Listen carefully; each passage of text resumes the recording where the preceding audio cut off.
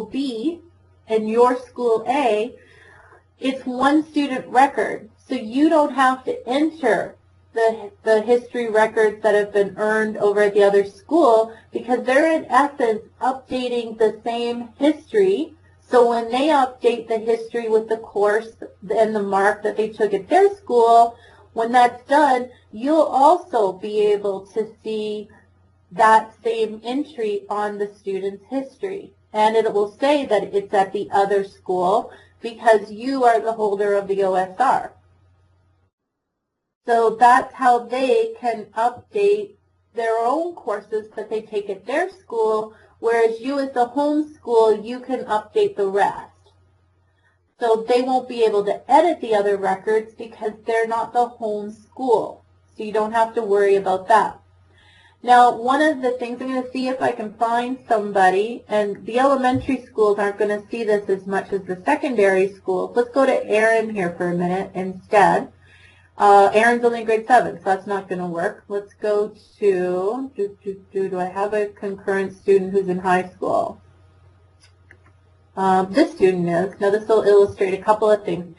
He's deleted at my school, but see how I'm not the home school? It says no. If you are not the home school and you want to know who is the home school, if you go to the other schools tab, Mount Royal is actually where the home school is. So one thing about the idea, and this is for elementary and secondary schools, if you do have a student who's shared between the two of you, only one of you can own the student record. So this would be a situation that Mount Royal is actually where the student's record lives. So whoever holds the OSR is considered the main school or the home school. Adam can take a course over at my school, but I can't change a lot of information about Adam's record because I don't own the OSR.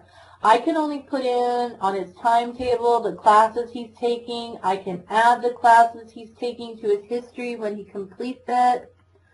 But when let's say I go to his biographics, the family contacts, let's go to that one.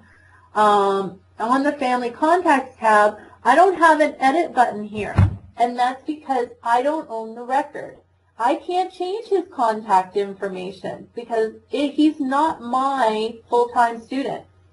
If his name or anything has to be changed or his contact phone numbers have to be changed, I would have to either tell the family to advise the homeschool or I would have to pass that information along to the homeschool. But what's great about it is now you're like, well, I don't know where Adam's homeschool is. Go to the other schools button and you'll see where the homeschool is. It probably won't happen much right now. It could happen a little bit, but you're going to see more instances of this next spring. When the high schools start to do the scheduling and they start to enroll the students who are their feeder students, and they're putting those students in as next year only students, they'll be able to still see who is the homeschool, where are they coming up from. When the homeschool retires those students, who will say this year only at the elementary school, when the retirement date hits, let's say it's the end of June, no, actually, I'm in Ontario, it's July 1st. So when July 1st hits, the new school that they're moving into, the secondary school, will actually take ownership of the record. So it's all based around enrollment dates and retirement dates. So they'll own the record as soon as they are released from the homeschool. What you might see right now, and this is a possibility, you may have some students who are enrolled in your school or they show up at your school, and it may come up when you add them in that they are homeschool no. And that's because somebody else is still holding the OSR. They haven't retired the student from their school. So when you go to enroll a student at your school, yours is going to say, oh, it's a concurrent student. And you can use the other school's record to call the other school and go, hey, Adam showed up on my doorstep for registration this year. He wants to go to school here. You have to release him or retire him from your school before I can add him full-time into my school and take control of the record. So only one of you now can claim the student is the whole gist of it. Any questions at all on that? Yeah, so we can talk about that, Pam. But that's one of the things that the schools might be contacting you about is releasing students. So we'll save that and talk about that more. Okay, thank you. So one of the things when the schools do the mass transfer, and I know you were saying to me before, you've done some of the transferring, enroll students from this board for the schools, that sort of thing. I think Vanessa made mention you've been doing some of that. One of the nice things about with being Enterprise now is they don't have to make the file next spring. So I'm not going to go into it in detail, but the idea being because it's one student record, the sending school next spring just has to say which school are the students going to. The receiving school goes in and goes to transfer and enroll students from this board. And that will, by default, pick up all the students that have been set to them as the destination school. And they can enroll them as next year only students at their school. Now, if a student doesn't show up, that's fine. They just make them as a no-show like you always did, and the school where they are showing up is the one who actively enrolls them. So that's no problem.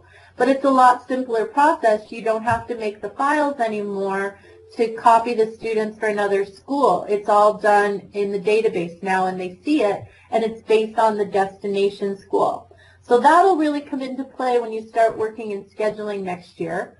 But one of the new things I wanted to show you is if a school has someone who walks in as a brand new student, and they show up at their doorstep, and this could be a kindergarten student or even a high school student. If they go in to add new student, what I'm going to do, I don't have a student right off the bat. I'm going to, oh, that's my central office. I'll hold that thought. I'm going to pick somebody from elementary school. So I'm in my high school, and I'm going to go to my elementary school for a second because I don't have a student name. So I want to pick somebody who's coming up from elementary school or who shows up on my doorstep and they're enrolled at another school. So what I'm going to do is I'm going to find somebody here. Let's enroll somebody who's not already concurrent. Let's take this Jessica Adams, Jessica Allery. So Jessica shows up at the secondary school. So let me just keep track of what Jessica's information here is. Let me write this down so that we can do a real scenario. So Allery, Jessica, and her OEN number. 398, and let's get her birth date.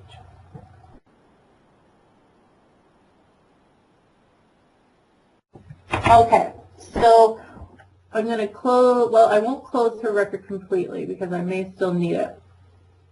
So over at the secondary school now, let's say Jessica shows up at the secondary school, and maybe she's been gone from Upper Grand for a couple of years and she's moved back. So they come in, they have no idea that she has ever been in Upper Grand. She doesn't tell them that when she registers. So they go to students, add new students, and they start filling in her basic information with her registration form. So Allery, Jessica, maybe they